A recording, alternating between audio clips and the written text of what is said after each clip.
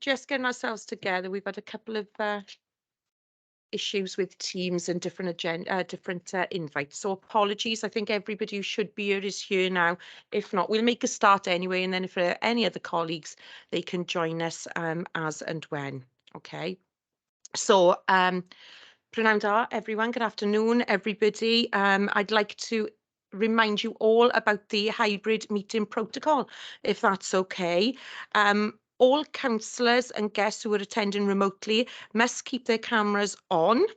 Any officers or guests attending remotely should only switch their camera on whilst they are speaking, but turn it off again when the item is over. So for my co-opted members, can I suggest you keep your camera on? So I can see Lawrence, for instance, now. So keep it, and Paul's there. Keep your camera on if that's okay for you. And officers and anybody else, keep their camera off. That's great. Okay. Liz, settle yourself down, no problem at all. I'm just going through the protocol. Okay, everybody should be muted, and if you are asked to speak, then unmute yourself, speak and mute yourself again when you've finished.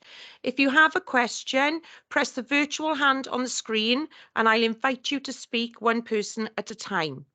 Okay, and then colleagues here, the same applies then. If you want to speak, obviously just make that known and then I'll invite you in. If you have a comment to make, you should only raise the symbol of a hand when the chair asks for comments. And again, you'll be invited to speak one person at a time. And then if for any reason a member has cause to leave the meeting, they must indicate this to the chair before you leave. Okay. Whilst votes aren't required at scrutiny meeting, case law is clear. You are not allowed to vote if you've not heard the full debate. If your screen freezes but you've heard the whole debate, you may use your discretion over whether to vote or not. However, if you did not hear the whole debate, then you cannot vote. I know that Lawrence queried about voting for co-opted members the other day. So for that case, I will still ask co-opted members to vote if that's all right. And then we'll continue to get some clarity on that. Okay, for attendees in the chamber, if you wish to ask a question, make a comment, please press your microphone, which will turn green, and then I'll invite you in to speak one by one. Yes, Sue. If you contact Gary Winston, he knows the voting of the co-opted members. It's quite clear whose votes and who is unable to vote, or who is not unable to vote. That's the wrong. Who is not eligible for voting. Oh, thank you. Thank you, Sue. That's much appreciated. Thank you. Okay, so we'll get some clarity on that and we'll send it out to everybody then as well, so they all know. Is that okay? Are you okay? Yeah. Yeah. Okay, you're still live. You're still on. That's all right. I don't know why you're not going off. Don't worry. Don't say anything you don't want anybody in scrutiny to hear, Miss Walker, while we're in this meeting. Okay, I think that's it for protocol. I think we're all okay. Can I ask Democratic Services to begin the recording?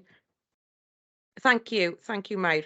Okay, so as I said, Prynawn da, good afternoon, everybody. Welcome to our Learning and LGES Scrutiny Committee on today, Monday, the 5th of December. This meeting is now being recorded and may be broadcast via the authority's internet site. Images and sound recording may also be used for training purposes within the authority. As I said, apologies for the slight lateness of the start. We just wanted to make sure everybody was okay and in the right room virtually and in the chamber as well. Okay, so we're going to go to agenda item number 1, apologies for absence. We've had apologies from Jeff Beard. So just Jeff Beard then at the moment, thank you. And item number 2, colleagues, are there any declarations of interest? No? Okay, we'll continue on then to agenda item number 3, pupil standards and wellbeing and links to the poverty agenda. Obviously, we did hold a joint workshop with social services where some of our colleagues were able to be in attendance as well. So we'll just ask our Cabinet Member for Education, Councillor Michelle Jones, to just open up that report for us, along with our Director for Education, Sue Walker, and we'll take it from there if that's okay. Thank you, Michelle. Thank you, Chair. Yeah, just a quick summary of the report. The economic demographics of Merthyr Tydfil show that significant numbers of families are subject to poverty and the increasing challenge of the cost of living crisis. The Raising Aspirations, Raising Standards strategy considers this alongside the ongoing impact of the pandemic on children and young people. There are a number of expectations on schools in relation to the pupil development grant that the local authority can and does support. These need to be developed further. The issue of poverty and its impact on attendance needs to be understood further and addressed. The work of community-focused schools supports this agenda fully. Therefore, if I can take you to recommendations, that members discuss and debate the content of the report, reflecting on dialogue from previous workshops, and identifies if there are further aspects of this agenda that need scrutinising. Thank you. Thank you to our Cabinet Member, Michelle Jones, much appreciated. Okay, colleagues, I'll go straight into questions then. Do any of you have any questions in relation to this report?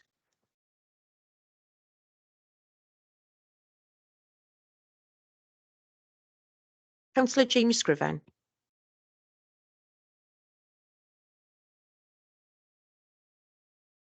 Oh, thank you, Chair. Just on this first section, I've just got a few things that I've brought up.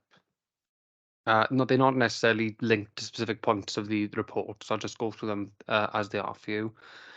The first one is for myself: how can councillors help support and signpost families into the right direction when we're talking about cost of living and services in needs? So it's how are we communicating that is vital. As an example, do we have a directory for support specific to the cost of living crisis where we can support parents or even students to go to the right place and gather? I think that would be really helpful for local councillors if they've got access to something like that and it's quite simple that we can navigate it.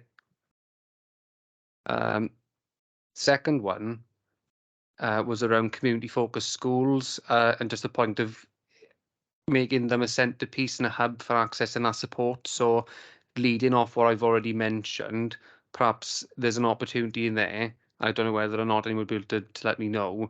Can we utilise school portals as part of that directory so that young people, when they're accessing things within IT from school, that it's there in the background, there's something that's saying that they can access support here for cost of living, and it's sort of like it's in front of them, it's being seen, and it's relevant.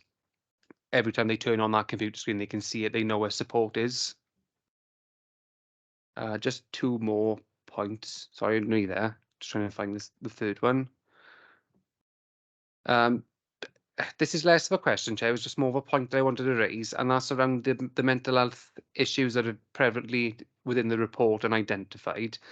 But just want to make sure that we have ensure we've got sufficient support for young people with disabilities and those who are young carers or within care services, just because of how statistically they are worse off across the board whenever it comes to education services and how they access those things. And we know that those young people are worse off and are going to be critically affected by the cost of living crisis.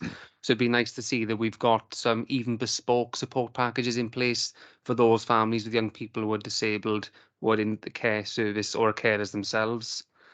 And my last one, specifically leading on again through mental health, I'm just wondering with the Snakes and Ladders project and how that's going to start being developed, as a council, are we looking at any ways and how we can measure the impact of that project on how it might affect mental health for young people specifically who are affected by the cost of living? So are there any pre-assessments and post-assessments we're considering to see what the impact of that project is?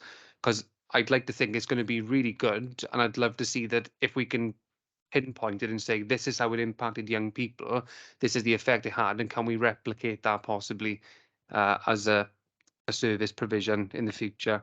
That's all my questions or comments at the moment, Chair. Okay, thank you, Councillor Scriven. Sue, did you want to reply to those? I'll try. Okay, if I sort of take the first point then, Councillor Scriven, how can councillors support families? Schools have sent out information on the sort of where how to actually access cost of living support to schools, but there is a specific contact magazine that's gone out which gives information about free school meals, as in whilst we've got universal free school meals in nursery and reception at the moment, how all parents can actually make sure that they access all the grants that they're actually entitled to. So that came out through the Contact magazine, and as you'd be aware, there's a workshop one day this week on Thursday on the cost of living crisis. So we can pick that one up again. I'm going to ask Andrea to perhaps, the school portals went a little bit over my head, Jamie, so I'm going to ask Andrea to think about that and come in after I do the other 2 questions. The mental health, I think, I'm not sure who on this committee actually sits on the social services committee. I think that's something to take back to social services, because certainly the young carers, those who identify as young carers, because we will have a number of young people who are young carers but choose not to identify as young carers, as you know. There's a lot of work done with third sector organisations. We commission Bernardo's to do work with carers. So there's a lot of work done in that, but I would suggest, for more detail, I think you would ask the social services and my social services colleagues to answer that. And the impact of snakes and ladders, yes, I agree that this is where we need to make sure we've got a baseline and how we can take that forward and learn from that. I'm not sure how many members are actually going. There's a roadshow this week to actually look at that, to look at snakes and ladders and to see how we can drive that forward. And certainly it's something that's come up in scrutiny previously, to actually possibly bring the young people here themselves to talk about that project and how we're going to move forward, because it's a lot of money. It's a fight, it's a long project, and we really need to see the impact of that. So the one about school portals, Andrea, do you want to say something? Because it was you nodded your head and I just went, I don't know. It's putting on the spot, isn't it? I think you mean the sort of backgrounds, Councillor Scriven, is that correct? So when they see it, they can see it on the screen? Yeah, As such, my yeah. mic won't actually turn off at the moment, so it's good I can respond at least. But yeah, I know it's been trialled in other local authorities where the background for portals has had that access. It might be that it's the front screen when they turn on, or it's when they actually go online to the internet version of that school site that they've got it on both. It's just utilising those things that they see every day. Yeah. If we could access young people's phones and give them an app, that'd be brilliant. But we're not in the budget position to be able to do things like that. So let's use what we've already got. We know they're accessing these devices regularly every week as part of the school curriculum. So let's put those things in front of them where they can access them, and it's that ease of access. It's right there for them. That's what I thought you'd meant. And actually, I think that's a really good idea. Most of the schools, if not all the schools, are part of our SLA with regards to IT. So that's something we can look into, because they get the kind of infrastructure support around that. The council has also developed a part on the website that's particularly focused on the cost of living. So actually being able to access that through the school portals that are relevant to the students themselves, I think is something that we can actually look into. We're just about to sort of develop the digital strategy further, because that's going to come to council, I believe, in January. So that's something that we can add in terms of things to look at. But making sure it's relevant to them, that's the difficulty as such.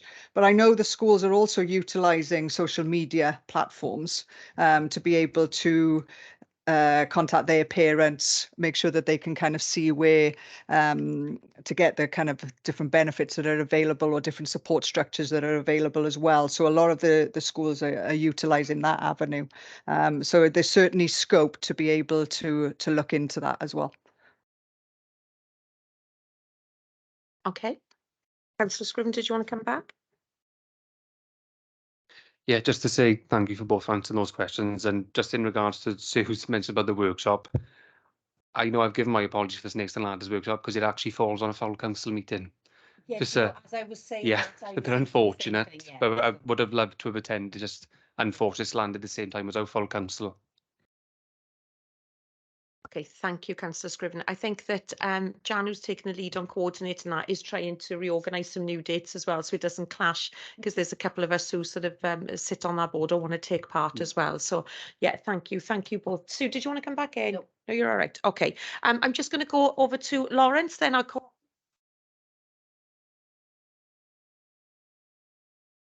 Good afternoon. I don't know if you can hear me okay.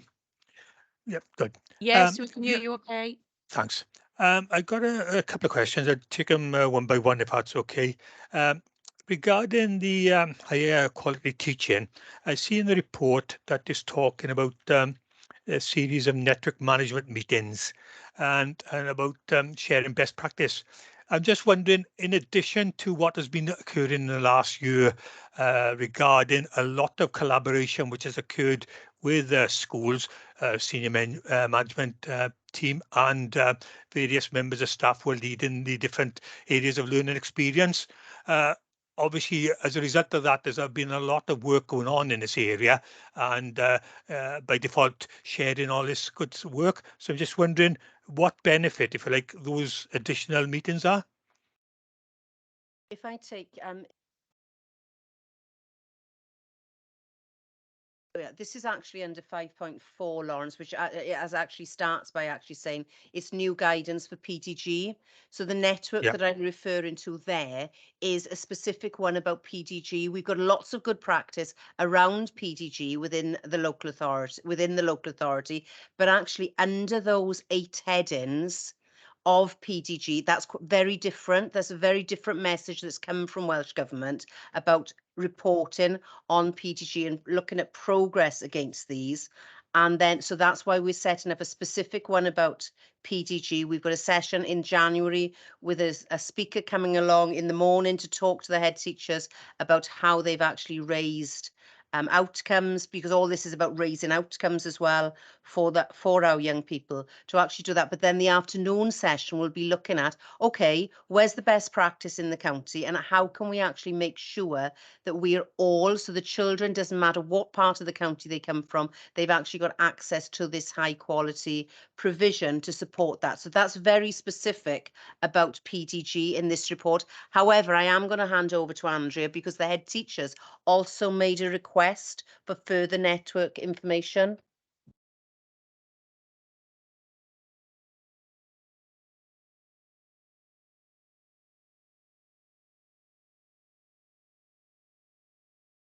So they can't hear it if others can. My apologies. Talk to myself there rather than the mic. There's some new networks that have been set up, which specifically look at raising standards across the core. So last week there were maths and science in the secondary schools. This week there's English, because if we look at sort of the outcomes across the secondary schools, those are the areas that we really need to focus on. But there are strengths, if we look at sort of ALPS data linked to those, there are strengths in the different secondary schools. So it's about being targeted and looking at where the development areas are in those particular subjects. So those were requested by the secondary heads. There will also be a deputy head network for primary schools, and that's going to focus in and around probably writing, because again, that's a developmental area. We've made great strides in literacy, but at the moment, a lot of the schools are focused on an initiative called No More Marking. So they're bringing together some of those areas to be able to kind of focus again on where the gaps are across the different schools and be able to sort of share that practice as well. If we look at the kind of element around PDG and the high quality teaching, there are particular approaches that schools are using in these different areas that will be of use, but that's across all pupils as well as then targeted around sort of disadvantaged areas. So for example, some of the schools have gone down the route of the Daily 5, which is an education endowment fund strategies. So those type of strategies then can be shared. There's schools in the Southern Cluster that are utilising metacognition and those approaches. So they're really focused in on what works well using research for disadvantaged pupils as well. And I think as well, Lawrence, it's worth noting that the networks that we've set up this year have been requested by the head teachers. So there's some regional ones, but the head teachers requested some very specific networks for Merthyr schools to actually look at, to do some work together collaboratively, really in the spirit of the new curriculum, which is all about sort of developing that community aspect. Thank you. Sorry, if we just take a step back, I don't know where there's probably a comment rather than possibly anybody can answer this. At the beginning of the report, it mentions what the poverty and the potential that is seen as a probable adverse childhood experience. And I'm thinking that if that's the case, then obviously that is something that is beyond the capacity of education and much more of a, well, with borough wide, that's all. And that's quite a significant, if you like, thing that will affect all this. I agree. I know it was a comment, Lawrence, but I can't help it. No. I'll come and say something. We are looking at renewing a poverty agenda, and actually, it does all fit in with what we're looking at with the cost of living. I agree. It is it is a county borough across the county borough that we need to actually have a look at this, which is one of the reasons for bringing their heads together and for the PDG work as well, to actually make sure we've got equity for our children and young people. Yeah, agreed. Yeah, this is yeah, because it does underpin a lot of things, obviously, as we are talking about. Going on then, under the community schools, mention about the family engagement officers, which have been put forward, and about working with other children agencies, etc. To what degree has that worked so far, or expectations on that? We've looked with the family liaison officers to actually do some training, a set of training for them to upskill them. I don't know, Andrew, do you want to give a little bit more information about that motivational? So that's set in the new year. So it's looking at motivational mentoring, I suppose. So that allows the family liaison officers to target in again at where difficulties lie. So that links into attendance, linked to attainment, and looking at what the barriers for those pupils may be, and then raising sort of aspirations through those discussions. So by upskilling that sort of level of workforce, we're then targeting in to the difficulties that some of these pupils are having as such as well. So that again, that hopefully will have an impact in and around attendance. It's all part of the work that we've done around the PDG and looking at the 8 areas for that as well. So obviously that fits into quality teaching, it fits into the community schools part of that. It also fits in really around the kind of early intervention as well. So hopefully that will take off now in January, February time for those. I just wonder, as you say, when we talk about family engagement, I understand the principles that we want to obviously, as mentioned, support families and enable them to be able to assist them as best as possible in the difficulties going forward. And therefore, from what you're saying, it doesn't seem to fit into that area.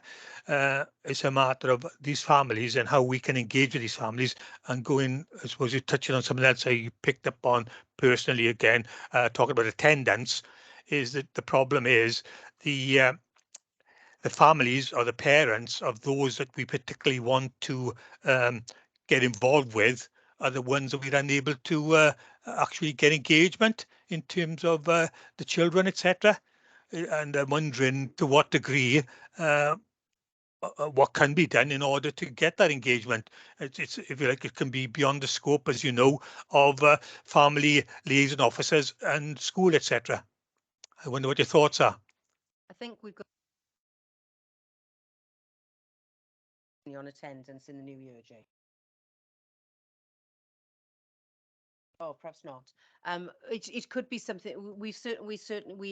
I agree with you there, Lawrence. One of the things, and I've lost my train of thought. I think there was a question that Claire had asked us to actually look at to see when we are looking at FPNs. Is there an impact? Do we see that those children then have better attendance? And we're looking at that information moving forward. I'm not sure if you were in scrutiny, Lawrence, when you were actually on a member of scrutiny when we brought the attendance plan to scrutiny. So there is quite a detailed piece of work which I can share with you after the meeting if you want to, on how we're actually going to engage this. We do have to work with social services. We do have to work with children's services to actually encourage parents to move in. But it does come together because the community focused schools is about communities working together to support the children. So it isn't just on schools, but it is around that wider team around the school to actually bring them in. Yes, on the 6th of March, we're bringing the attendance paper to you. So I'll share the attendance plan, Lawrence, because I don't think you'd come on to scrutiny when we looked at that initially. Yeah, but to be fair, to be honest, Sue, and you're aware as me, what concerns me is whatever we put in place, we talk about community, we talk about engagement. Unfortunately, the target audience that we want are the ones who do not get involved in these things, sadly. And as we know, we talked to within school, those parents who you want to come to school, they don't come to the school, etc. So I'm just wondering, again, I'd be interested to see the report, but I just, yeah, it concerns me that how we can actually get those people involved in the right spirit. Otherwise, the other thing was then in the you talked about community focused schools, etc., and there was the grant for developing buildings for community use, etc.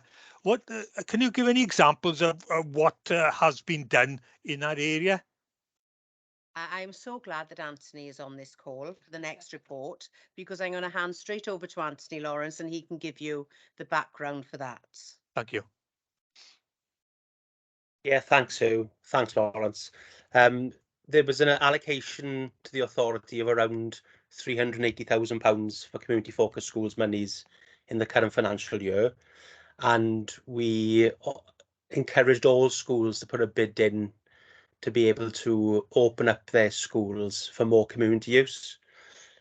So a number of schools put bids in. I think we had about 10 bids altogether that came forward from schools.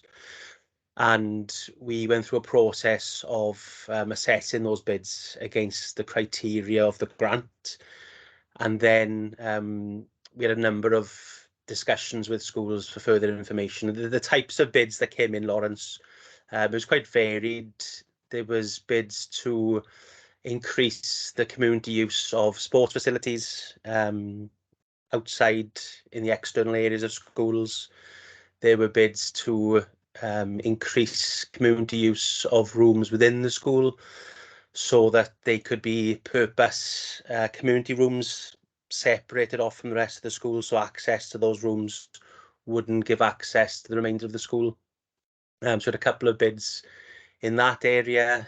We've had bids for floodlights on existing multi-use games areas, replacement of floodlights. So there's a whole range really of bids for us to be able to allocate that money, which is really pleasing to see. And we've allocated the vast majority of the grant out to schools, and we expect to spend that then by the end of the financial year. So will there be any follow-up as regards the impact of that spend with the community and the hopefully the additional use? Yeah, so within the criteria that we set before we allocated the grant, one of the criteria was for there to be a clear benefit for increased community use. And then as part of the commitment before we allocated the monies, we've asked each head teacher and chair of governors to sign a commitment to ensure that the facilities are used more by the community in line with the bid, but also over the next 5 years to seek to secure further increased use of the facilities over and above that identified within the bid, because the facilities that are being provided can be used above and beyond what's been identified in the bid. So we've set that within the terms of the grant with the schools, and as part of that there will be an annual monitoring of the community use of school facilities so that we can track that over the next 5 years. Okay, thanks very much. Thanks, Anthony. Right, thank you. That's it. Thank you very much. You're welcome, Lawrence. Thank you. I'm going to now ask Councillor Claire Jones to come in. Thank you.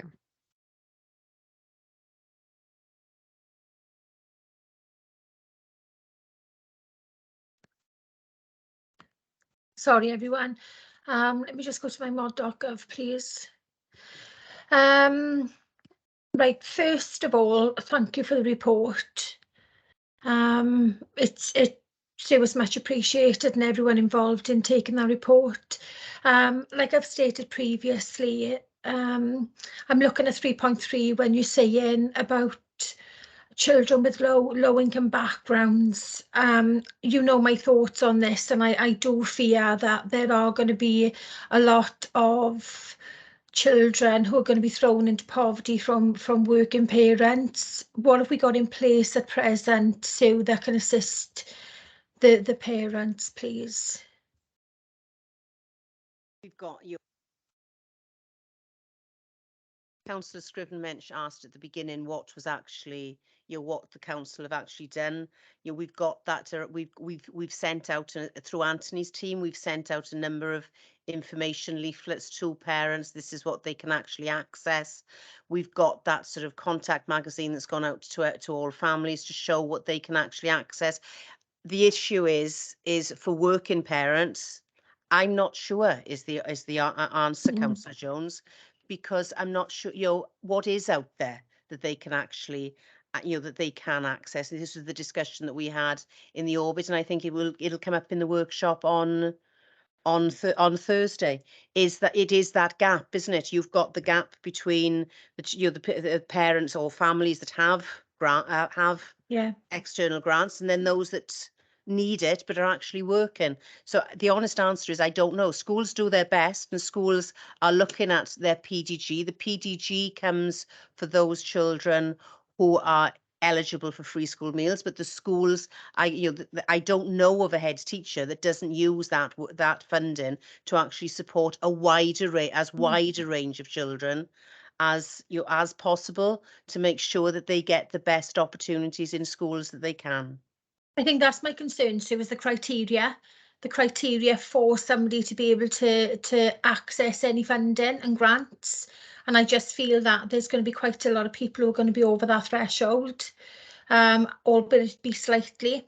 Thank you for that. My second one is, I don't know whether I'm a bit, we're on 6.1, you've stated where we want to be. I don't know whether I'm reading this wrong, because you say in all schools fully. So are you saying you want in all schools to fully engage in the CFS? Because if that's, you're saying that not all schools are involved, how many are we looking at that are not involved with the community focused schools at present, please? I don't know whether I've read that wrong.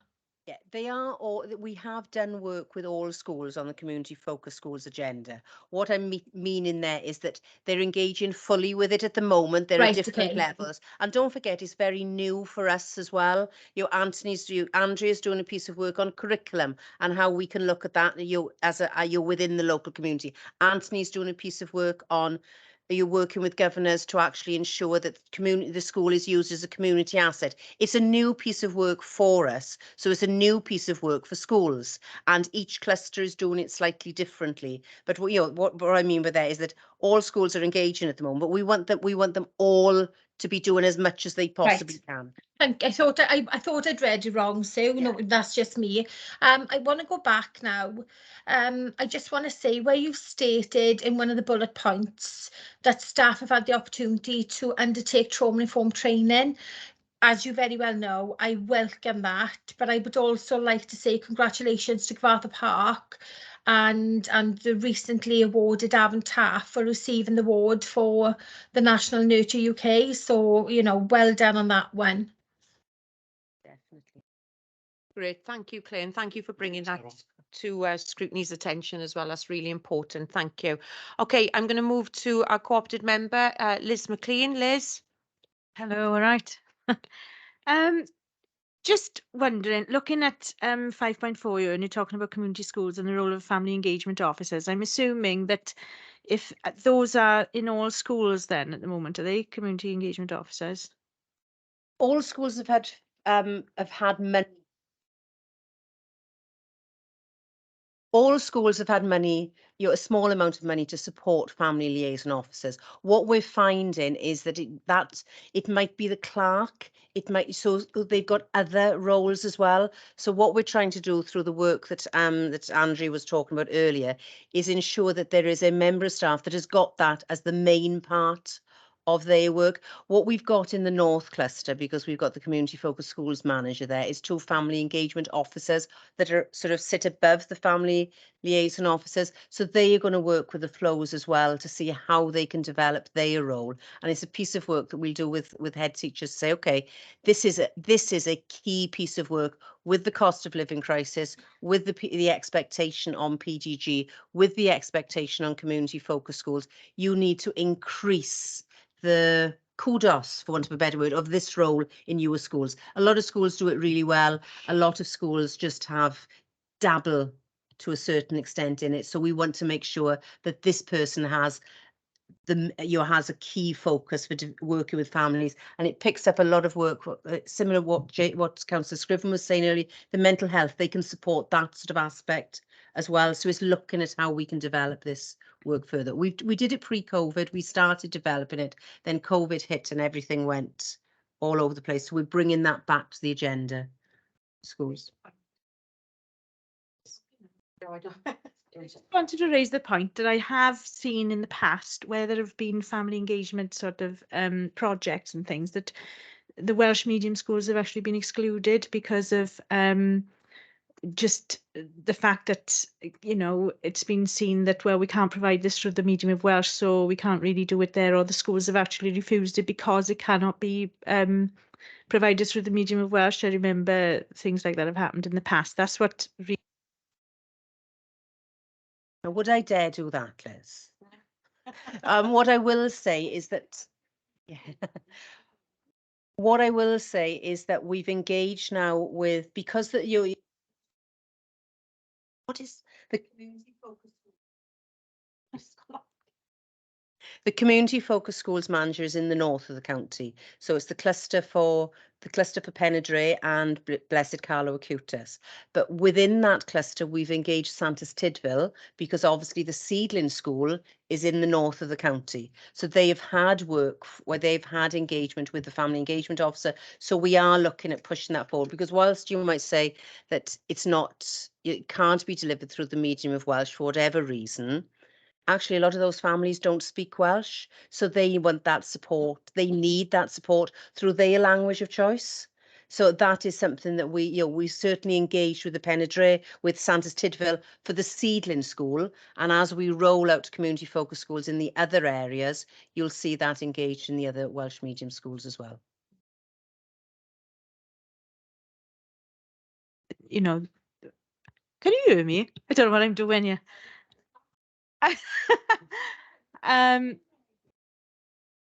Wait for it to turn red. Right. There's a lot of, I'm on a learning curve there. I forgot what I was going to say. Yes, that's what I was going to say. The Welsh language should not be a barrier because very often these families do not speak Welsh, so we shouldn't always think of it as a barrier. The other question I wanted to ask, I remember in the workshop we talked a lot about third sector organisations and how they could support schools. Are we doing anything about that and bringing together the cost of living summit that we had and the conversations there with this supporting schools and third sector organisations possibly going into schools to engage with people to show what they can do for them? Yes, is the simple answer. Yes, we are doing it. Certainly, the community focused schools manager in the north, again, is engaging with that. And we've got the lady who did the research in the north cluster working currently with the Avontarf cluster and the Cyfarthfa cluster. I'm not sure if she's trying to set up meetings with elected members at the moment to talk about that. So the intention is, yes, how can community third sector organisations go into schools and it's about sort of raising the outcomes and again supporting attendance you get in that sort of aspect into schools. So it's very much a focus of this work. Okay, thank you both. I'm just going to go to Councillor Anna Price-Williams. Price. Thank you, I can. So just looking at this report as a whole, I think there's a big challenge to school governors in terms of making sure that these issues are high on their agenda.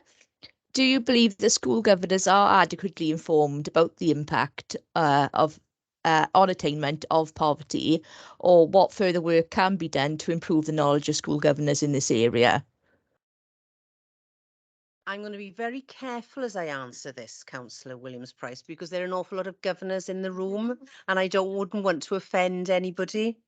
But we certainly, when we looked at some of the work on, as Lawrence will know, on when we started the community focused schools agenda, we took it to governors, we took it to the chairs of governors and the vice chairs of governors forum. So it is something that governors are made aware of. And if you look at the report that's been written this term for governors, 5.4 is probably taken verbatim from what actually went to governors this term from the director's report. So they are kept aware, but it will be something that I think Lawrence will probably agree that this is something that we do need to bring up and actually have workshops with governors. We can certainly take it to governor improvement groups as opposed to a training session for governors. So if that is what governors are looking at, they do get the information. They'll get the information from head teachers. But as you know, we are always open to doing sessions for governors, either as a group of governors across the county borough, through the Governors Association that Lawrence is chair of, through the chairs and vice chairs meeting, through your governor improvement groups, or through individual governors. Thank Okay, Anna, you. did you want to come back, Anna? One more on a separate topic, if that's okay. Just to follow up on the point Lawrence made earlier about that £380,000 worth of funding to improve community use. And I just wanted to get Anthony's thoughts on how schools will recoup the benefit and bringing in the community to help raise attainment from these projects.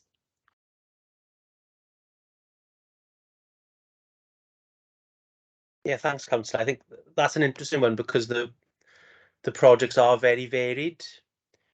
So some are focused on perhaps sporting projects as they're looking to target physical well-being, and perhaps there's benefits there in terms of inclusion and benefits for aspiration of those young people that are engaged successfully with those physical activities and involvement in sport.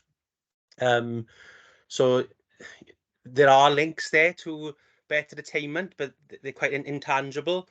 There are other projects which are looking to make better community use of rooms within the schools, and part of that will look at perhaps family engagement and how to engage better with some of the issues that pupils may face outside of the school, where support can be provided to their parents within those community rooms.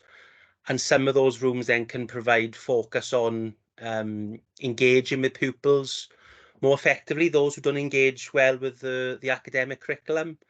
I know Cyfarthfa High School are a school that have got a project looking for community use, and as part of the use of that room on other days when the community wouldn't be using it, their pupils will use it, those who are disaffected currently. So I think there are many different projects, and there are potential links there to engage pupils better and for there to be benefits with pupil attainment, but measuring that would be very difficult.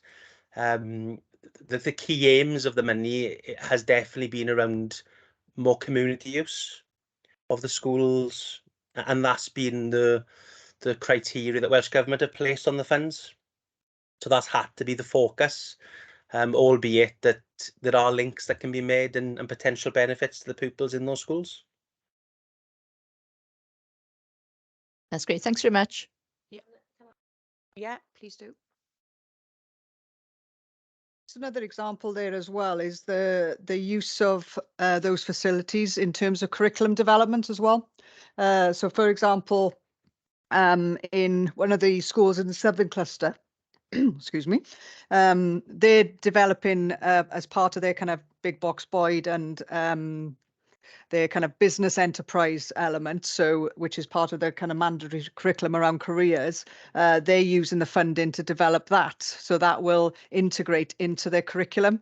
So that aspect then looks at the raising aspirations, the type of careers that children can go into, but also the entrepreneurial skills as well. So there are examples of the funding that's being used directly to support the curriculum development that's happening in the school, because obviously that's all about real life context for learning. So it's using in that manner as well. So there's other opportunities there, Councillor. Okay, Thank thank you. Thank you, Andrea. Okay, Anna, thank you. I'm just going to check if my vice chair wanted to come in, and then we'll move to comments. Great. Yeah, Okay, thanks. you're welcome. Thank you, Councillor Lewis. Okay, colleagues. Oh, sorry, Councillor Scriven.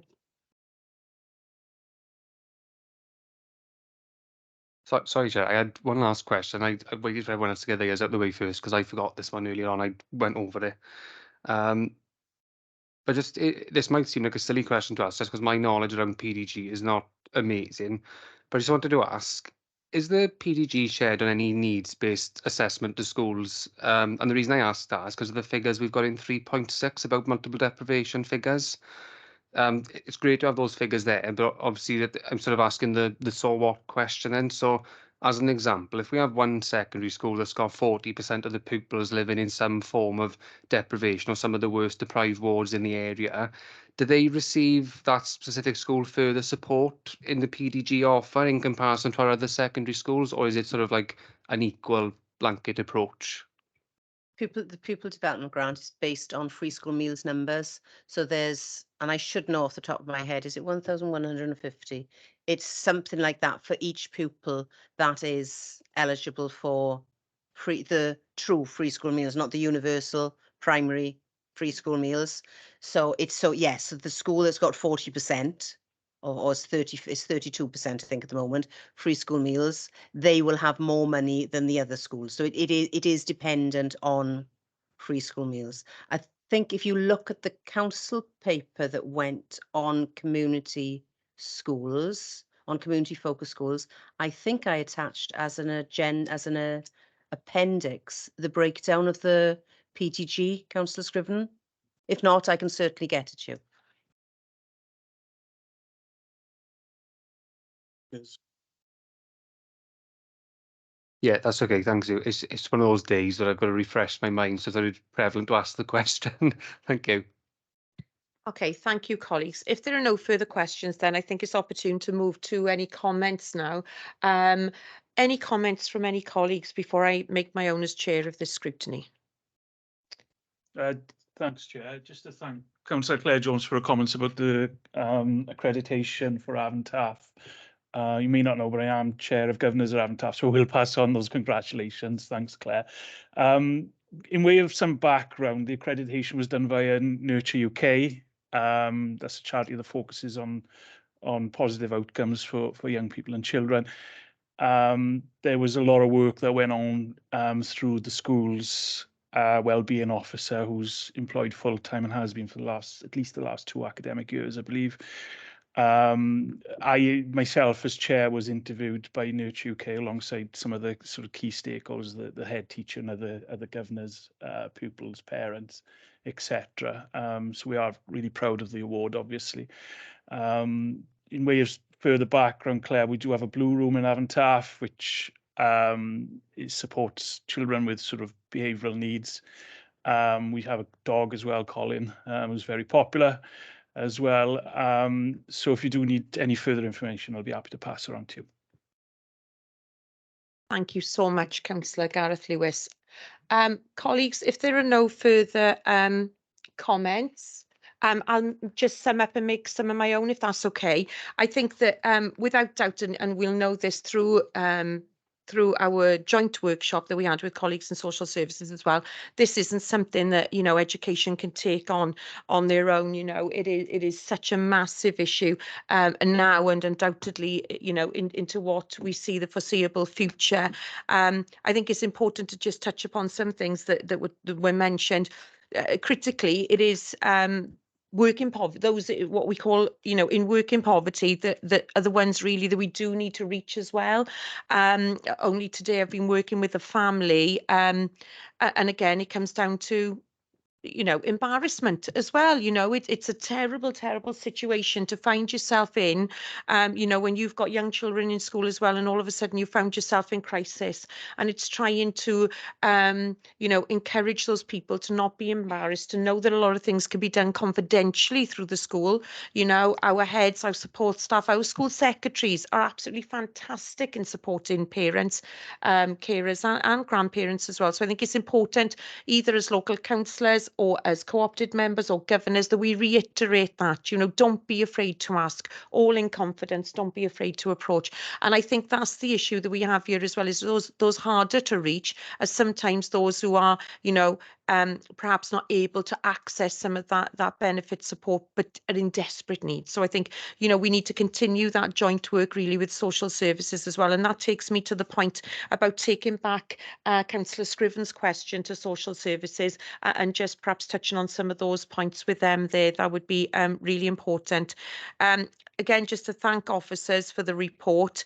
It is something that we just need to work on and continue into the future. And as we, you know, embed and grow our community focused schools, then I'm sure more of this, you know, will come to our attention, and we'll be able to look at it in our forward work programme as members of scrutiny as well, and really see how effective and what the impact can be.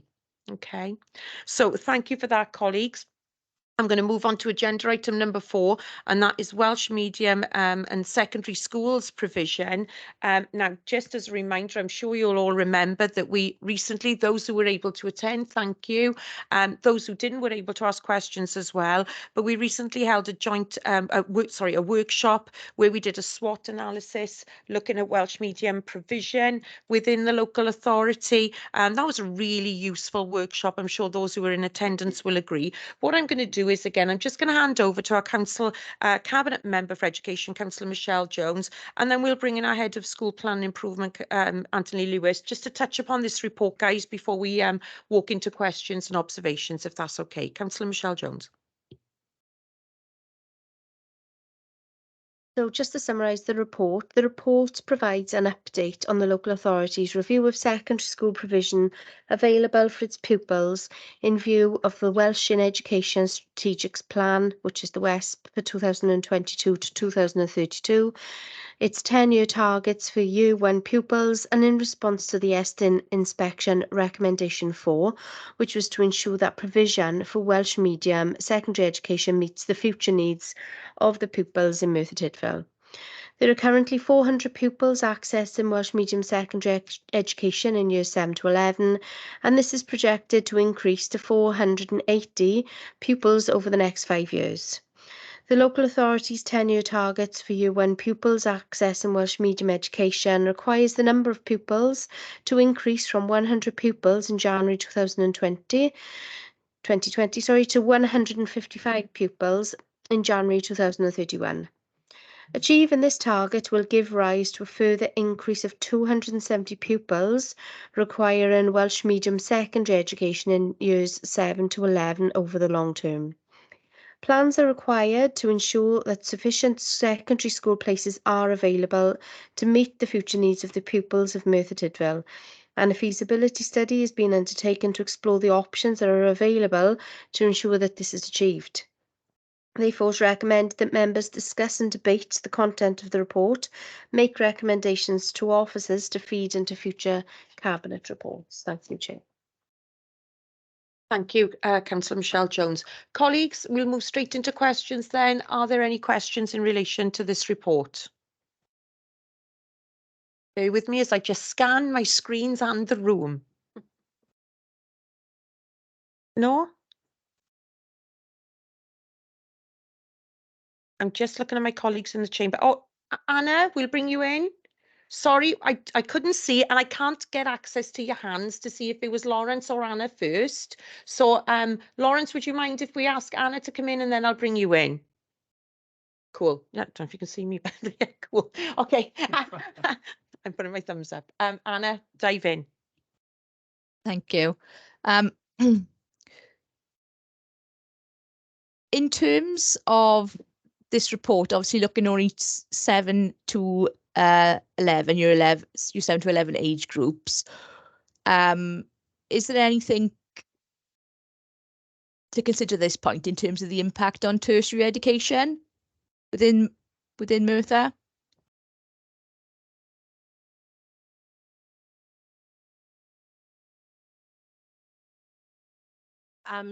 Well, we've used 7 to 11 because that's actually the mandatory education. So obviously sixth form is not mandatory education. So that's the reason why we use the numbers for 7 to 11, and it's easier to actually fit those numbers in. So depending on what recommendations there are, there would be a need. There would be a need for there would be a need for Key Stage 5. More, looking at Key Stage 5 provision, wherever that may be.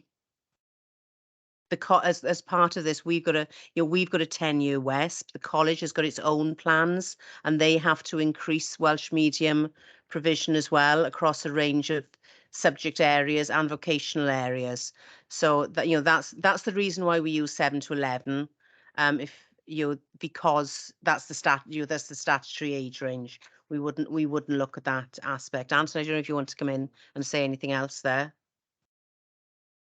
No, it was exactly that really. So I was trying to come in sooner, but my camera button wasn't working properly. So there's a delay on the line a little bit, sorry. So bear with me. It's exactly as you say. So with regards to the feasibility study and the numbers we've looked at, we're looking at both the years 7 to 11 and the years 7 to 13, bearing in mind the statutory education element, and then considering that there may be alternative options for tertiary education potentially, separate to the year 7 to 11. So both those things are being considered, but they're very much being considered as separate considerations really. I'm not sure if that answers Councillor Williams-Price's question, but Anna, did you want Yeah, to I just wanted, clarify? that's fine. I just wanted clarification. Thank you. You're welcome, no problem at all. Okay, I'm going to go to Lawrence next. Yeah, thank you, Lisa. What I'm wondering is, obviously with the feasibility and the projected numbers, I know it's a very difficult thing to project these sort of things, but to what extent, if any, has it been considered regarding the impact now of English medium schools and the drive for, if you like, more Welsh activity in those schools? So obviously that's going forward and being pushed forward. So will that potentially encourage parents who perhaps traditionally might have gone through the Welsh medium route, might go through the English route now? I just wonder what your thoughts were.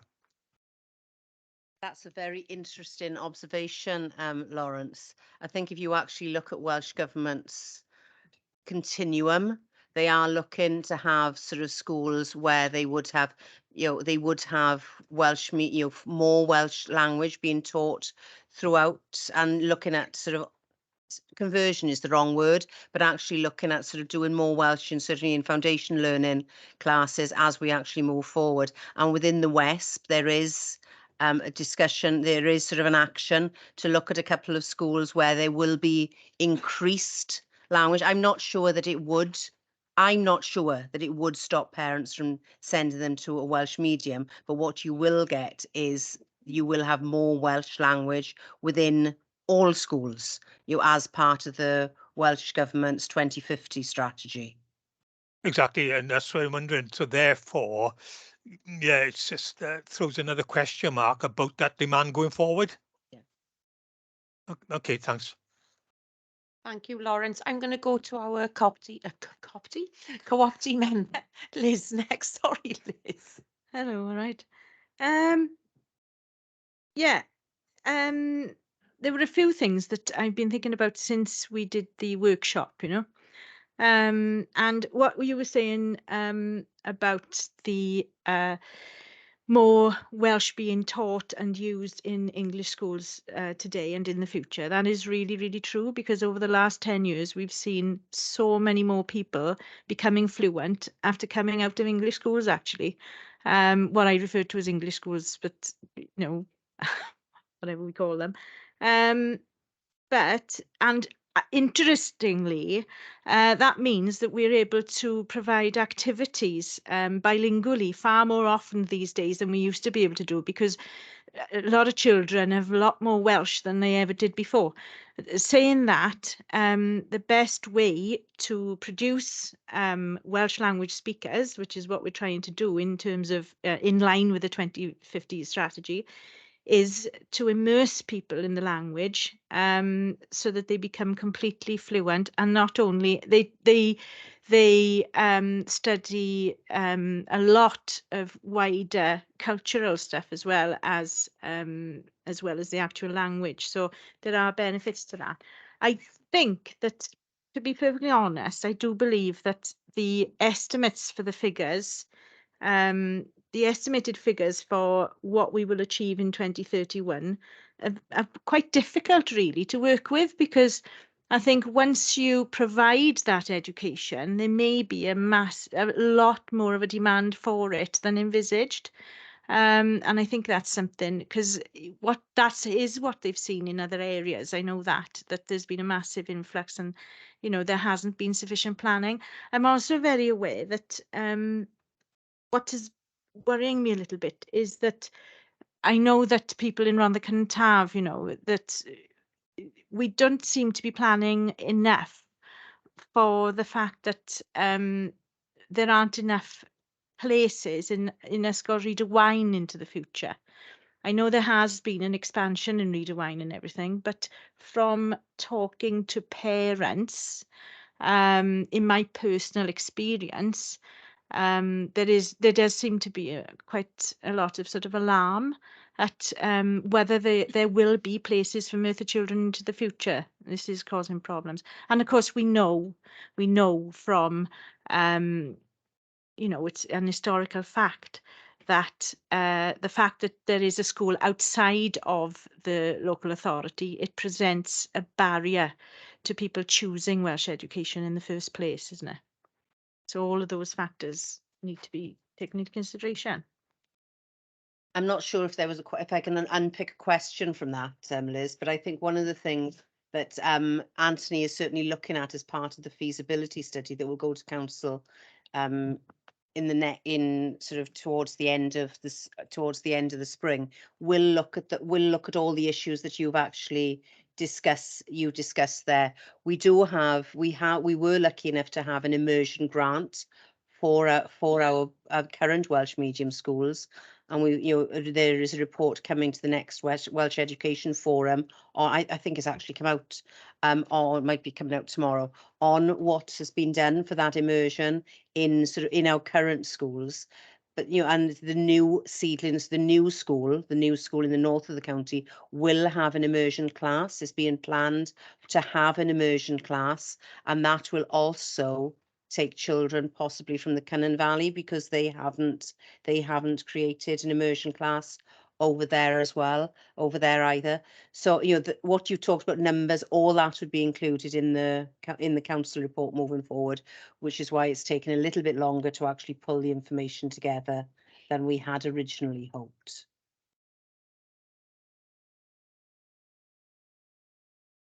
Language, the numbers of Welsh language speakers, the census figures are coming up tomorrow, aren't they? Are they coming out tomorrow, or are they coming out today? They're out, and we've managed to get hold of them somehow. I don't know if Angharad got hold of them. I don't know, but we've had them. I know there was an announcement coming out on the 6th. It's the 5th today, isn't it? Yeah. Okay, thank you, Liz. I think what we can do is, when they are fully published, perhaps we can share them then with scrutiny, Sue, if that's okay, if they're not already out there in the public domain. Now, Councillor Clive Tivy, can you permit me to go to Councillor Claire Jones first? I tell you why. Again, I can't see who got there first. Is that okay? So should we go ladies first? So Councillor Claire Jones just makes life a little bit easier for me, and then we'll come to you, Clive. Thank you. Claire, fire away. I don't know, it's more of, Sue, it is a question, but I think it's a comment as well, because I think my concern at present, which I did speak to you about when we had the workshop, was sixth form. And you know, you're saying about the immersion schools, do they stay there until what's the fifth year? Year 13, 12, and then they have to go over to Readwine for sixth form, or am I, is my train of thought going completely? I think your train of thought might be going, but That's, no. you can tell me that, that's fine. No, you know, It- because we're talking about the schools, Sue, I'm sorry, and like I've got a concern about the sixth form, and I just want to ensure that any child who wants to speak the Welsh language, and if it's in one of our schools, that they've got the provision to be able to go on to the sixth form, because we haven't got any sixth form capabilities in the Merthyr borough. I think what I'll ask Anthony then is to make sure that that sort of aspect is unpicked fully. That's one of the, I'm suggesting, I'm putting words in your mouths now, that actually that's a recommendation that goes to Anthony as part of this scrutiny to make Thank sure you. that that is all that is included in the report. Thank you, that's really appreciated, and I'm sorry if I've gone a bit backwards on that one, but thank you. You haven't, Claire, that's absolutely fine, not a problem at all. I've just made a note of that then and Sue's suggestion as well, so thank you. Councillor Clive Tivy. I suppose I should know really, but what percentage of children in the English schools around Merthyr do GCSE in Welsh? Because in some ways it'd be nice if it was compulsory, really, but It sorry? is compulsory, but it depends which, and they're changing the qualifications. We can certainly I can share the numbers for the last 3 years for you. I'll share that with scrutiny members after this meeting. Thank you, Sue. Thank you, Clive. Liz, next. To make the point that sixth form is actually incredibly important, because you know, it's a known fact that young people who stay in Welsh medium schools to sixth form are far more likely to use Welsh afterwards. And of course, so we need to make sure, I mean, you know, in an ideal world, it would be fantastic if the college had that provision for Welsh speakers as well. But I mean, that is a big consideration. It's an important one. If it's not available completely bilingually in the college, then we have to provide it in the school. Okay, so we're still on questions at the moment, but I'll just support you on that. So inevitably, we will discuss that as far as bringing information into the full report in relation to that. I mean, obviously, there's because we are a tertiary local authority, there are some issues and concerns that we would need to consider there, because inevitably the role and responsibility for those now post that specific age is with the college. So we can discuss that and bring that up within the body of the report, Liz, no problem. Okay, diolch, Liz. Jamie. Thank you, Chair. Just reviewing the SWOT analysis results that we had from the workshops and things that we were going through, and it prominently goes over the 3 different options that we looked at. And in my opinion, I would say is that from looking at it, it seems that there's a more favourable option to build a Welsh medium school within the county borough. But what I wanted to ask is that, because obviously there's more options on the table, but is it actually achievable without the Welsh medium provision within the county borough to reach the targets that we've got in place? The targets are for year 1. So they are for primary education. So the targets that have been set by Welsh Government are for year 1. So that's 7-year-olds, 6, 7-year-olds. So that's totally within our gift. Okay, thank you. Okay, colleagues, I'm just scanning the room again. Bear with me. If there are no further questions, we'll go to comments or observations. So has anybody got any comments or observations? Councillor Scriven, I'll come to you first, and then Lawrence, I will come to you. Thank you, Chair. Yeah, Sorry, sir. The question I was asking was just more around the perception, and I guess it's coming back to what my comment is based on is Liz's comments around the figures and how they don't always match up with what we're seeing in terms of being not narrow-minded, but looking at it very strategically then of what we've got now and trying to base it on that increase. Myself and Liz's daughter of a similar age, and many conversations previously about our education. I was someone that went from English speaking primary school to an English secondary school, and there was always that conversation about the opportunity. I wish that there was a secondary school, because I most likely would have been taken to a Welsh primary and a Welsh secondary, and I'm sure there are many other families that would have been of the same thought. So I do agree with Liz's comments, the fact of we might be missing some of the figures in terms of that, because I'm sure that it is that sort of saying of if we build it, they will come. If we have a Welsh medium secondary school, I'm sure that there will be an impact on the figures of those primary numbers, which is why I asked the question, if can we do it without? But I'm sure there will be a difference if we see a Welsh secondary provision within the county borough, an increase on those numbers anyway, as we'll have more families that will want the young people to go through that full system, which comes on to my second comment, again agreeing with Liz around the sixth form criteria as well.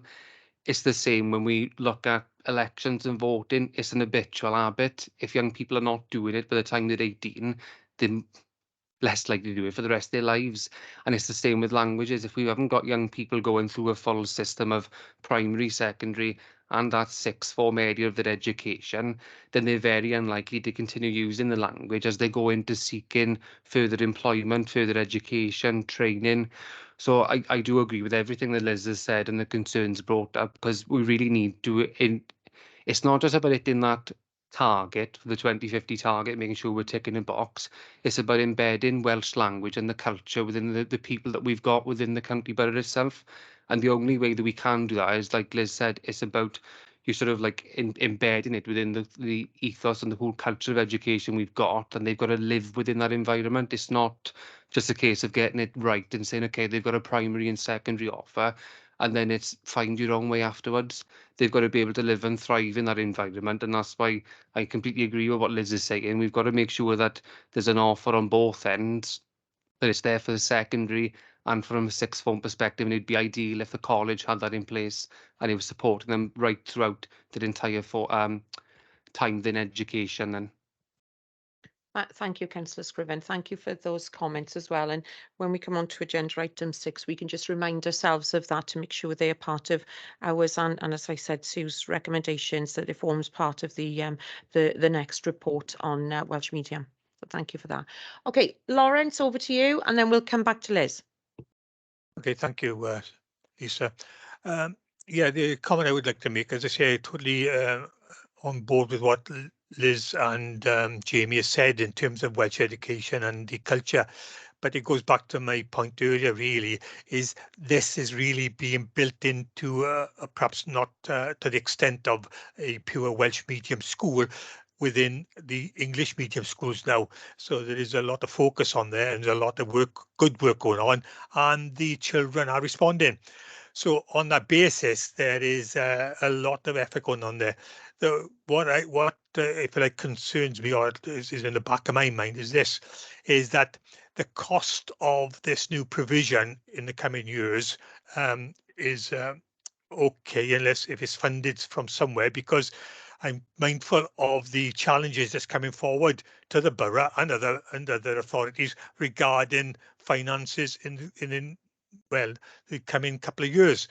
And therefore, it is a concern of mine that if any money is channeled into those areas, will it be to the detriment of the English medium provision and so on? So therefore, that's where I'm coming from. I'm concerned that, as I say, we might be, as I say, not looking after the other financials that we need to maintain going forward.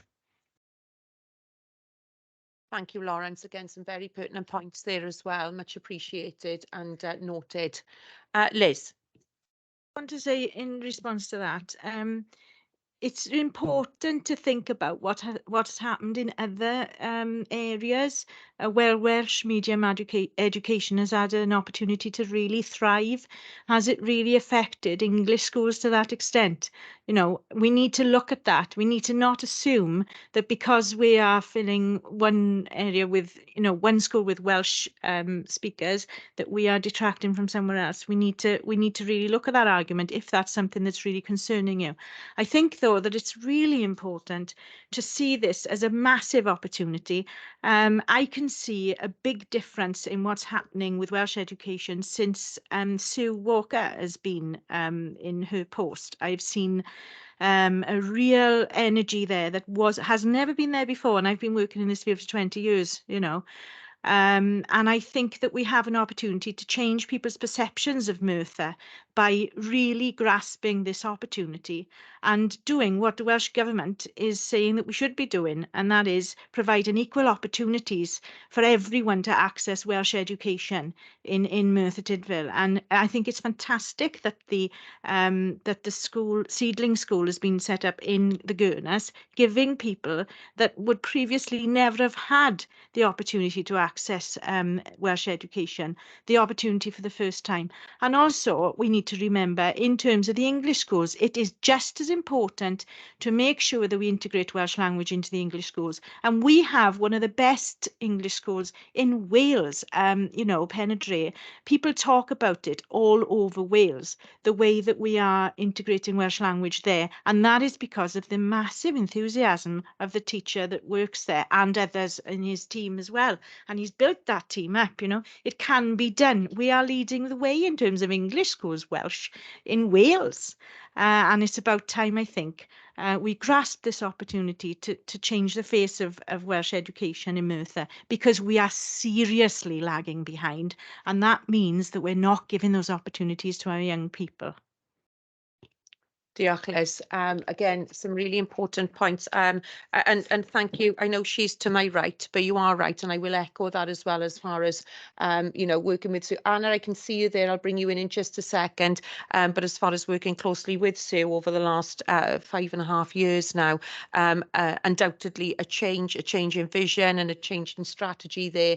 And of course, I think without, you know, not recognising our other schools who are also trying to do as much as they can as far as bilingualism is concerned, you know, and even going into a primary school the other day and holding me to account for the Welsh language and English medium school. But, you know, the children really had me there and testing my own Welsh language skills, but also recognising Mark and the team up at Pen y Dre as well, and the bilingual provision they do there. I mean, winning Eisteddfod awards, you know, top awards as well. So it is recognising that. But again, you make some really important points. Anna, over to you.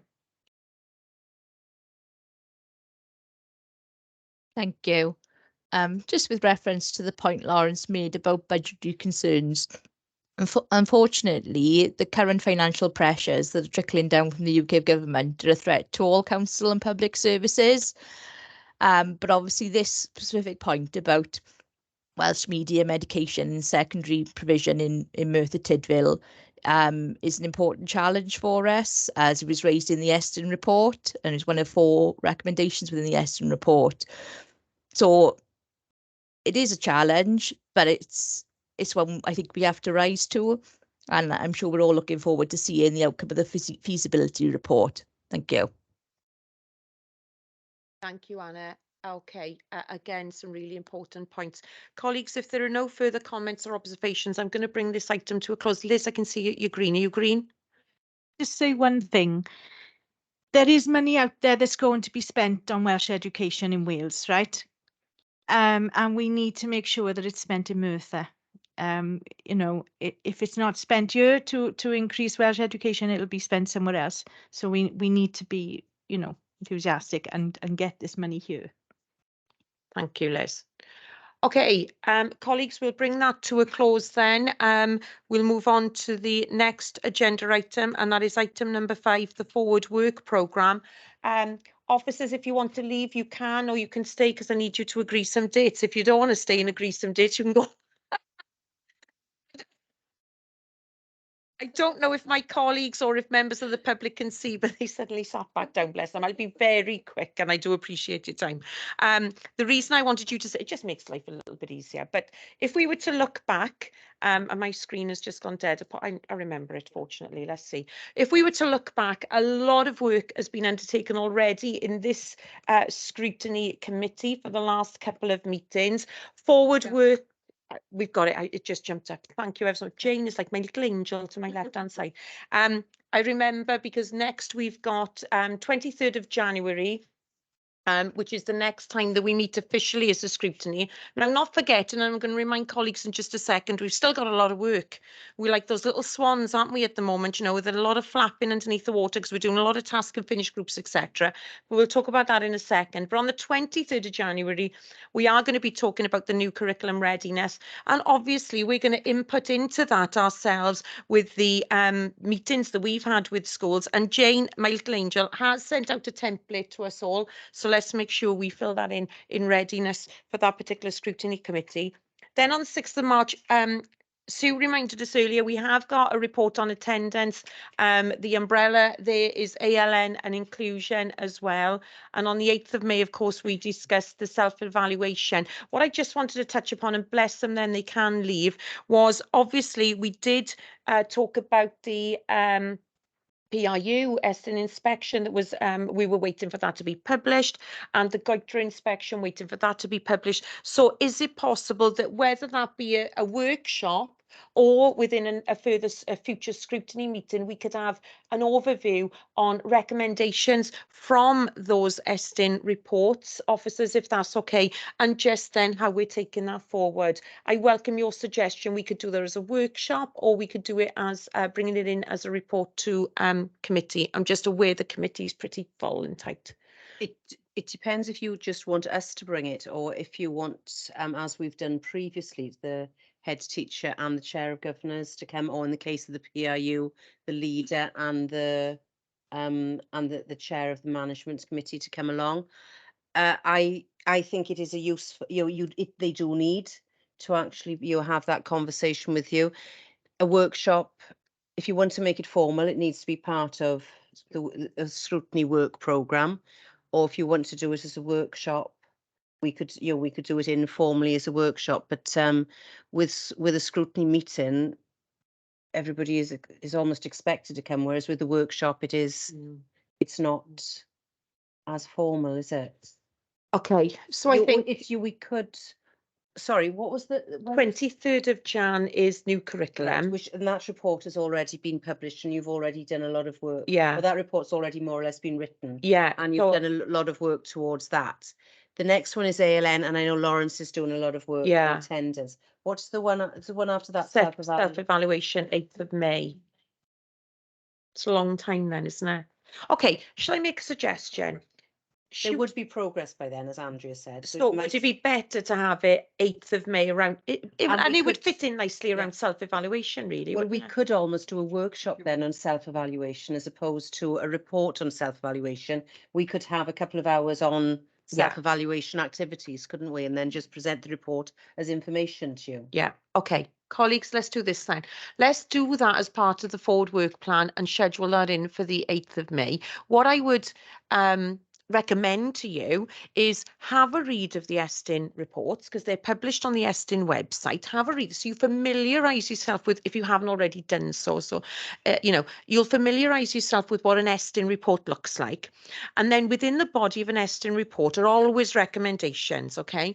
And they are the key things that as a scrutiny then we would need to focus on, is those recommendations. But as Andrea's just alluded to, is by bringing it in on the 8th of May, that gives us a little bit of time with the head and the chair and the leader of the PRU to see about work already taking place, work in action. So yeah, that would be my recommendation to you. Familiarise yourself with the Eston reports, get used to them, have a bit of time reading, and then we can bring it in on the 8th of May. So that would be great. Right, Diolch, now you can leave now. Thank you ever so much. See you in a minute. Thank you. Colleagues, just bear with me as our colleagues, officers and cabinet member leaves. Thank you all for your input this afternoon. Thank you, Anthony. I think you may have already gone, bless him. Okay, Scrutiny colleagues. Item number 6 is report recommendations. Did we address the recommendations in the reports today, and how have we added value? Can I jump in and just, I think, summarise where we're at, if that's okay? Inevitably, under agenda item number 3, it is a massive body of work, isn't it? And that body of work is with those other parties, those other stakeholders, not just education, not just social services, but it's with the health board. It's with, you know, colleagues in Bernardo's that I've been liaising with regarding a family this afternoon. So it is that you know, the other sectors that are involved. So inevitably, I think we did some excellent delving today, excellent questions, some really good observations. We're going to refer that one question from you, Jamie, to social services as well. So for me, I think we did some really good work on that one, but that matter is obviously going to still form part of our work ongoing. And because of the cost of living crisis, it will follow our work along a number of different areas as well. So, you know, undoubtedly that will creep up upon us, as I said, as we move forward. With item 4, the Welsh Medium Secondary Schools provision, again, some excellent questions, some really good observations there.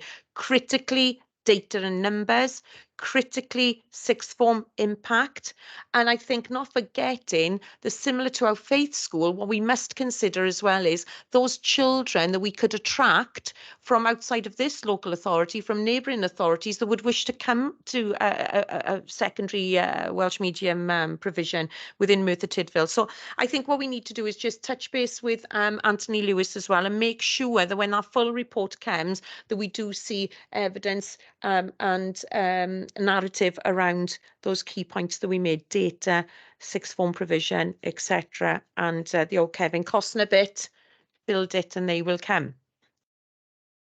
Do you like what I was going there, Vice Chair? Right.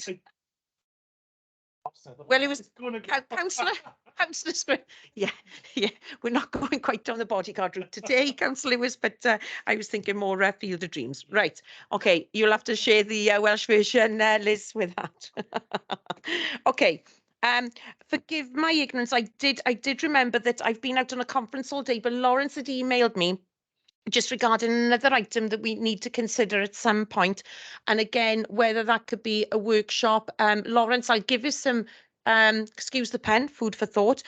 Lawrence wanted to discuss really food, school dinner provision, and obviously waste around that as well. And that all links into what we've been talking about, and obviously cost of living. So Lawrence, let me have a little think about that, liaise with Jane, if that's okay with you, and then certainly I'll bring it back to scrutiny's attention and how we can take it forward. Okay. Last but not least, item number 7, we have got item number 8, but item number 7, feedback on scrutiny activities, any outstanding actions. Gosh, what a busy scrutiny. Well done, da iawn. Liz looking at me, she's giving me a nod now, doing my bit.